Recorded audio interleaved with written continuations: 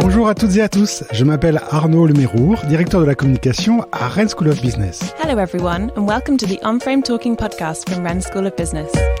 Je suis ravi de vous accueillir aujourd'hui pour ce nouvel épisode d'On-Frame Talking, le podcast décalé de Rennes School of Business, et découvrir ensemble le parcours remarquable de nos diplômés.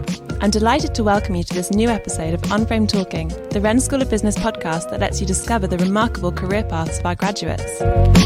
Nous sommes partis sur les 5 continents, à la rencontre de femmes et d'hommes qui ont été formés dans notre école et qui pensent et agissent hors du cadre. We've gone in search of the men and women from across the 5 continents who attended our school and who have shown the ability to think outside the frame. Entrepreneurs à succès, intrapreneurs intrépides, influenceurs étonnants et dirigeants atypiques défilent chaque semaine derrière notre micro pour vous raconter leurs aventures hors du commun. Successful entrepreneurs, intrepid entrepreneurs, astonishing influencers and original business leaders take to the microphone each week to tell you about their extraordinary adventures. Je suis prêt à parier que vous connaissez déjà certains d'entre eux sans même savoir qu'ils sont diplômés de notre école. I'm willing to bet that you've heard of a few of them without knowing that they came from our school. Mais avant de commencer cet épisode, je vous invite dès à présent à vous abonner à On-Frame Talking sur Apple Podcast, Google Podcast ou Spotify pour ne louper aucun épisode. Before we start the episode, I invite you to subscribe to On-Frame Talking on Apple Podcast, Google Podcast or Spotify so that you don't miss any episodes. Vous êtes prêts ? C'est parti pour cette nouvelle interview. Bonne écoute ! Are you ready? Let's go for this new episode of On-Frame Talking. Enjoy!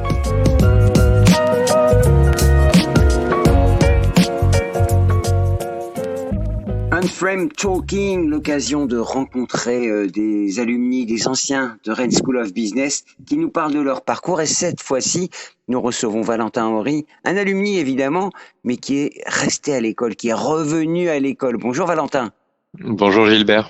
Alors oui, aujourd'hui vous êtes salarié, collaborateur de Rennes School of Business. Vous y faites quoi ? Eh bien, j'ai été embauché pour développer l'entrepreneuriat, faire en sorte que les jeunes montent des projets, montent des entreprises. Donc, j'ai en charge toute la partie entrepreneuriale, l'incubateur, InnoStart et les autres programmes qui sont associés.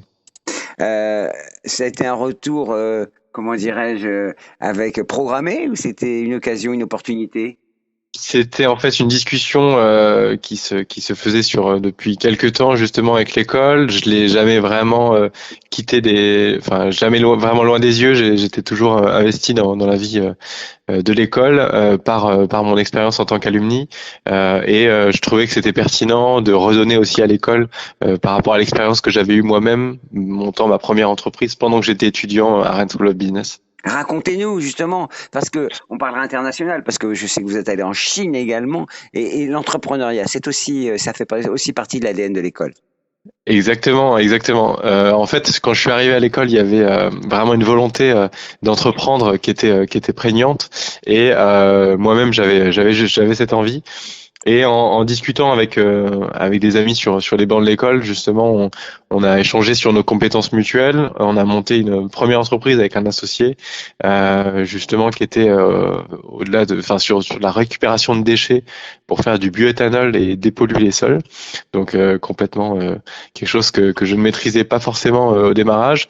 Et on s'associe avec une technologie finlandaise, des Brésiliens pour le process. Ça se passait au Sénégal avec des investisseurs chinois, donc voilà, c'était assez fun.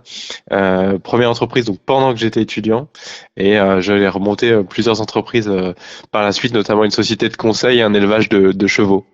Oui, je sais que vous aimez les chevaux, vous nous en parlerez. Est-ce qu'au fond, quand on revient à l'école après une expérience professionnelle assez dense, c'est une façon de retrouver du sens à son parcours ? Exactement. En fait, la boucle est bouclée. J'ai envie de dire, c'est une école qui a grandi et j'ai grandi aussi avec elle. Aujourd'hui, justement, j'ai envie de la faire grandir encore plus et de m'investir à 100% justement pour ce développement de l'entrepreneuriat. Alors, promotion 22, ce qui vous concerne, c'était exactement. C'était il y a 10 ans. Alors, qu'est-ce que vous avez laissé comme trace selon vous ? Vous étiez étudiant, alors on a bien compris, vous avez créé votre première entreprise, mais est-ce qu'il y a des choses, des aventures, des rencontres ? Alors, au-delà, en fait, l'école m'a marqué par les rencontres qui sont au niveau soit des étudiants, soit du personnel qui travaillait avec l'école, que ça soit justement mon premier associé dans l'entreprise, des personnes qui sont des amis aujourd'hui forts, et pour dire justement cette promotion, on la rassemble pas plus tard que dans 3 semaines à l'école. On les fait revenir à l'école justement sur un événement, sur tout un week-end, et on fait revenir des gens qui vivent aujourd'hui en Polynésie ou au Canada, qui vont venir parfois pour un week-end pour se retrouver autour de cet esprit de promotion. Donc ça, c'est les personnes qui sont marquantes. Et après, il y a tout le personnel en effet de l'école et tout ce cadre qui est assez génial pour entreprendre et pour développer des projets. Ah oui, alors donnez-nous justement un prof, un membre du staff qui vous a marqué et que vous n'oublierez jamais. Bon, forcément, je pense que la réponse, si vous interrogez plusieurs alumni, il y en aura beaucoup qui vous diront Régis, Régis qui est le régisseur un peu de l'école, avec qui aujourd'hui je travaille et qui est même au-delà d'un collègue, qui est un ami. Il y a évidemment Don Minde qui est un professeur emblématique de l'école, qui ressortira aussi, qui est très marquant, qui aujourd'hui s'occupe de la RSE et qui va bientôt prendre sa retraite. Donc voilà, ça c'est des personnages clés. Et justement, nous quand on a fait cette organisation de week-end 10 ans après, on a fait ce sondage pour savoir quelle personnalité, c'était également ces personnalités qui ressortaient le plus au niveau du sondage. Et évidemment aussi Régine qui se souvient de tous les prénoms au niveau de la cafétéria. Voilà, des personnages qui sont marquants. J'ai interrogé beaucoup d'alumni et tous se souviennent des prénoms, des profs, des membres du staff. Ça veut dire qu'il y a beaucoup d'attachement, j'ai l'impression. Alors, vous savez que la nouvelle signature de l'école, c'est N-Frame Thinking. Est-ce que vous vous reconnaissez dans cette signature ? Évidemment, en fait, sur cette partie Unframe, je trouve que même si cette dimension Unframed a été prise plus récemment, elle était au final assez déjà présente il y a 10 ans quand j'y étais. En effet, à l'époque, par exemple, il fallait faire stage pendant sa césure dans 2 entreprises. Le côté Unframed, en fait, on le cultivait en justement discutant avec l'équipe dirigeante de l'école pour essayer de sortir du cadre. Et moi-même, j'ai un exemple extrêmement marquant, c'est-à-dire que donc il fallait pendant sa césure monter faire 2 stages.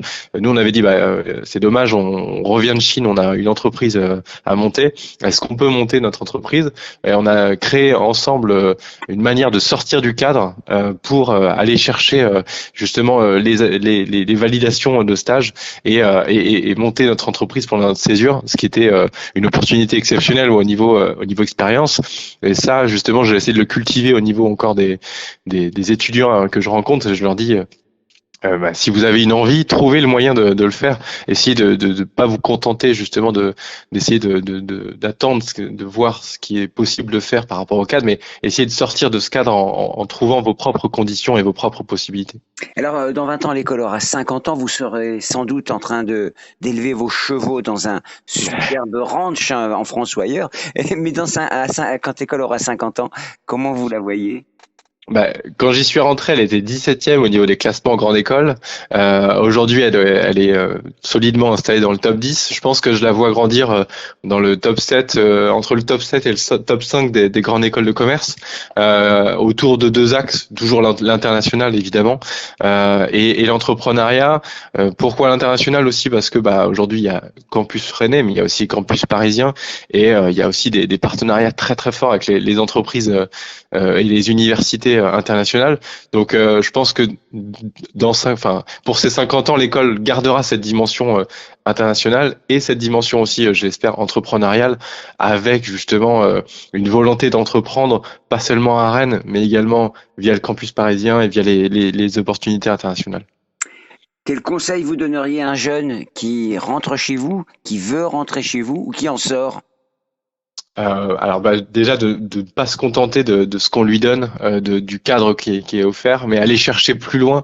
Moi, je sais que pendant l'école, on allait chercher des compétences au niveau du 3e étage, c'est l'étage des chercheurs, justement parce que ces personnes-là qui sont pas forcément visibles ou pas forcément mises en avant dans le cadre des cours, en fait, elles ont des compétences exceptionnelles, et si on a un projet, si on a des envies, si on a des questions, il suffit en fait d'aller toquer à leur porte, et souvent ils sont toujours là pour répondre. Ça, c'est les exemples justement d'aller chercher plus loin que les simples, les simples entre guillemets, les cours qu'on nous donne. C'est d'aller chercher des réponses aux questions qu'on se pose, même si justement le cadre n'est pas conditionné pour y répondre.